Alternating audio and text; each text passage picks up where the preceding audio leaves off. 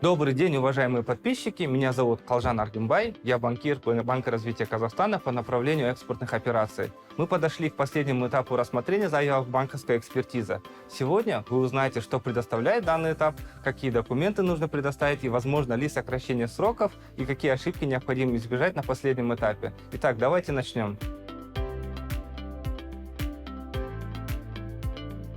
Третий этап у нас является завершающим. На данном этапе по инвестиционным проектам задействуются внешние эксперты, которые анализируют проект с маркетинговой и технических точек зрения, а при необходимости проводят и юридическую экспертизу. Эти специалисты помогают нам убедиться в таких критических аспектах, как объем рынка. Важно не только построить завод, но и обеспечить спрос на его продукцию в будущем. Независимая оценка включает анализ спроса на продукцию, доступность сырья, инфраструктуры и энергоресурсов. Одним словом, цель третьего этапа – оценить потенциальные возможности проекта, необходимость заимствования и способность в будущем обеспечить возврат заемных средств, то есть качественное структурирование проекта.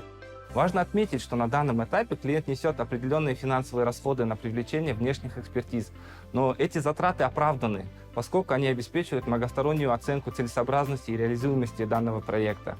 Банк, финансируя сложные проекты, придает большое значение тщательному анализу, что в конечном итоге способствует успеху проекта.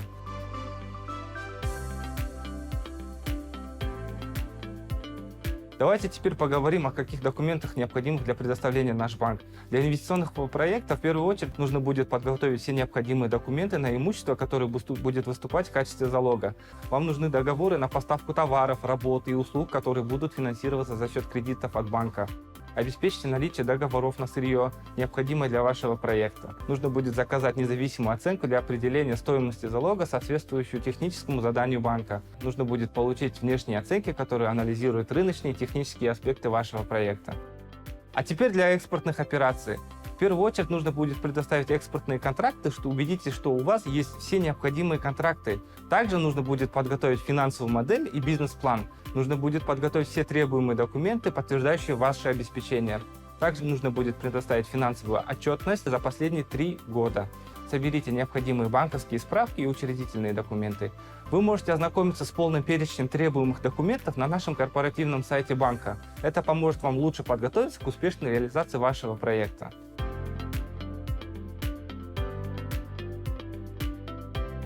Третий этап может занять до 30 рабочих дней. Стоит учесть, что этот срок не включает время, необходимое для доработки заявок потенциальными заемщиками и рассмотрения решений со стороны уполномоченных органов банка.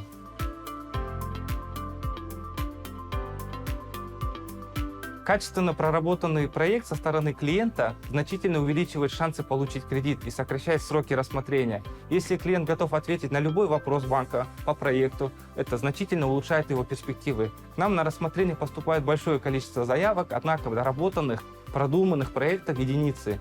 Немаловажным фактором можно назвать и наличие стратегического партнера, имеющего опыт реализации аналогичных проектов. Стратегический партнер не только гарантирует успешный запуск проекта и наличие рынка сбыта, но и добавляет значительные преимущества за счет экспортного потенциала.